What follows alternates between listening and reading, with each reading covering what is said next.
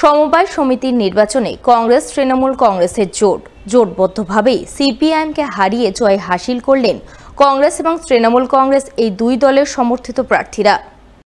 এমনটাই ছবি নজরে এলো মালদার মানিকচকের উত্তর চণ্ডীপুরের এক সমবায় সমিতির নির্বাচনে। জানা গেছে রবিবার ছিল উত্তর চণ্ডীপুরের SKUC সমবায় সমিতির নির্বাচন।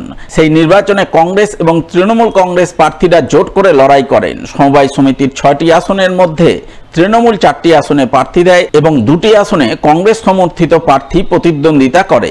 অপরদিকে সিপিআইএম এককভাবে 5টি আসনে প্রার্থী দেয় এবং 2জন নির্দল প্রার্থী প্রতিদ্বন্দ্বিতা করেন। কিন্তু শেষমেশ ফলাফলের নিরিখে তৃণমূল 4টি আসনে এবং কংগ্রেস 2টি আসনে জয়লাভ করে বলে জানা গেছে। আমরা এককভাবেই সিপিআইএম আমরা 5টা আসনে প্রার্থী দিয়েছিলাম, মানে সমবায় বাঁচাও কমিটি, সেখানে আমরা সমর্থন করেছিলাম তাদেরকে। এবং সেখানে দাঁড়িয়ে আমরা এই প্রথম যে দীর্ঘদিন পর নির্বাচন হলো, তাতে আমরা প্রায় এখন পর্যন্ত যা হিসেব আছে যে আমরা প্রায় 35% মতো ভোট পেয়েছি। এটা আমাদের কাছে বিরাট প্রাপ্তি এবং মানুষ চেয়েছিল সমবায় নির্বাচন হোক। সেই নির্বাচন অনেকে সকালে এসেও আমরা শুনেছি যে সিপিআইএমের বা সমবায় বাঁচাও কমিটির রেজাল্ট কি হবে জানি না, কিন্তু একটা ভালো কাজ করেছে যে নির্বাচনটা করছে। আমরা না লড়লে নির্বাচন হতো না। ফলে মানুষের একটা ধারণা আছে যে এখানে ক্ষমতা পুষ্টিগত করা হয় কয়েকজনের মধ্যে। সেখানে দাঁড়িয়ে তো আমাদের ফলাফল আমরা ধীরে ধীরে এগোচ্ছি এবং এককভাবে লড়ে যে 35% ভোট পেয়েছি, এটা আমাদের আগামী দিনে পথ চলার ক্ষেত্রে একটা ভালো সাহায্য করে। ঘটনা হচ্ছে যে এটা তো অ্যাকচুয়ালি পার্টিগত ব্যাপার নেই।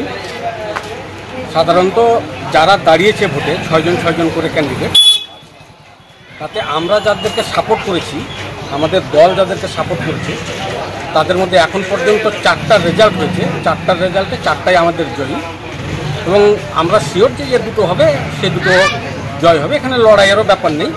সাবিত্রী মিত্রের এরিয়া, এখানে অন্য কারো প্রশ্ন ওঠে না। অতএব আমাদেরই সবগুলো জয় হবে, তা আমরা।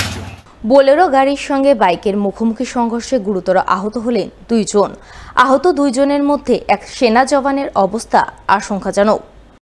রবিবার রাত 9টা নাগাদ ঘটনাটি ঘটেছে মালদার মানিকচক থানার ধরমপুর স্ট্যান্ড এলাকায়। জানা গেছে এদিন মানিকচকের দিক থেকে একটি বোলেরো গাড়ি মালদার দিকে যাচ্ছিল। ওই সময় মালদার দিক থেকে একটি বাইকে চেপে 2 জন মানিকচকের দিকে যাচ্ছিলেন। বাইক আরোহী 2 জনের মধ্যে একজন ছিলেন সেনা জওয়ান।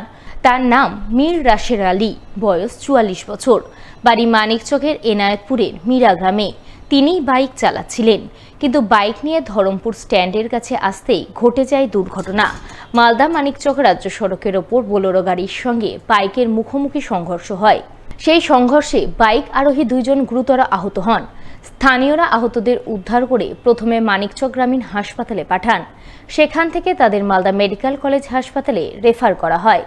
কিন্তু আহত সেনা জওয়ান মীর রাশের আলীর অবস্থা যথেষ্টই আশঙ্কাজনক থাকায় রাতেই তাকে কলকাতা রেফার করা হয় বলে খবর।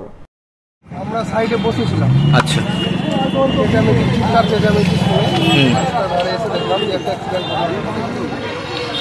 কিসের সঙ্গে কিসের অ্যাক্সিডেন্ট? বোলেরোর সঙ্গে বাইকের সংঘর্ষ হয়েছে।